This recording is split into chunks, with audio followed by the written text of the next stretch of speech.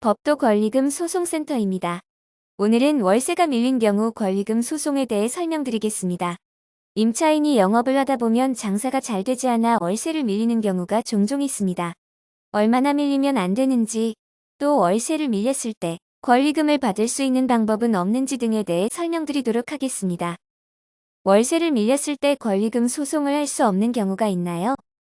상가 건물 임대차 보호법은 임차인이 권리금을 회수할 때 임대인이 이를 방해하지 못하도록 규정하고 있습니다. 하지만 임차인의 의무를 다하지 않은 사람까지 보호하지는 않습니다. 제10조의 4 제1항은 다음과 같이 규정하고 있습니다. 상가 건물 임대차 보호법 제10조의 4 제1항. 임대인은 임대차 기간이 끝나기 6개월 전부터 임대차 종료 시까지 다음 각 호의 어느 하나에 해당하는 행위를 함으로써 권리금 계약에 따라 임차인이 주선한 신규 임차인이 되려는 자로부터 권리금을 지급받는 것을 방해하여서는 아니 된다. 다만 제10조 제1항 각 호의 어느 하나에 해당하는 사유가 있는 경우에는 그러하지 아니하다. 법조문에서 주목해서 보아야 하는 부분은 다만으로 시작하는 마지막 문단입니다. 제10조 제1항 각 호에 해당하는 사유가 있는 경우에는 임대인이 권리금 회수 방해 금지 의무가 없도록 규정하고 있습니다. 상임법 제10조 제1항 각 호 중에는 다음과 같은 문구가 있습니다. 상가 건물 임대차 보호법 제10조 제1항 1호 1. 임차인이 3기의 차임액에 해당하는 금액에 이르도록 차임을 연체한 사실이 있는 경우 법조문에서 보는 바와 같이 3기입니다.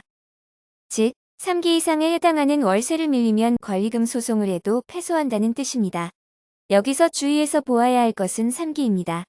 3개월이 아닙니다. 3기란 한 달 월세가 100만 원이라 가정할 때 300만 원을 말하는 것입니다. 300만 원이 밀리는 것은 3개월 동안에 밀릴 수도 있고 6개월 동안에 밀릴 수도 있습니다. 즉, 금액이 기준이지 개월 수가 기준이 아니라는 뜻입니다. 권리금을 받으려면 3기 이상의 월세를 밀리지 않는 것이 중요합니다. 이미 3기 이상 월세를 밀린 적이 있는데 권리금 소송 방법은 없나요? 이미 3기 이상의 월세를 연체한 이후 권리금 소송을 위해 저희를 찾는 분들이 계십니다. 이는 상황에 따라 달리 해석해야 하는 부분이 있긴 합니다. 월세를 밀린 이유가 정당한 경우 등에는 권리금 소송 승소 가능성도 높습니다. 예를 들어 임대인이 건물을 수리해주지 않아 임차인의 돈으로 수리를 한 경우는 월세를 밀린 것이 아니라 임대인이 내야 할 수리비를 내가 낸 것이다 라고 주장할 수 있습니다. 이는 어디까지나 예일 뿐이며 상황에 따라 판단해 보아야 합니다. 이외에도 법조문에 비추어 많은 상황적 해석을 해야 합니다.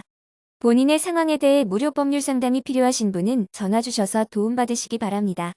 네이버에서 법도 권리금 소송센터를 검색하시면 홈페이지에 접속할 수 있으며 평일 업무 시간 중에 아래 전화로 전화 주셔도 무료 상담 가능합니다.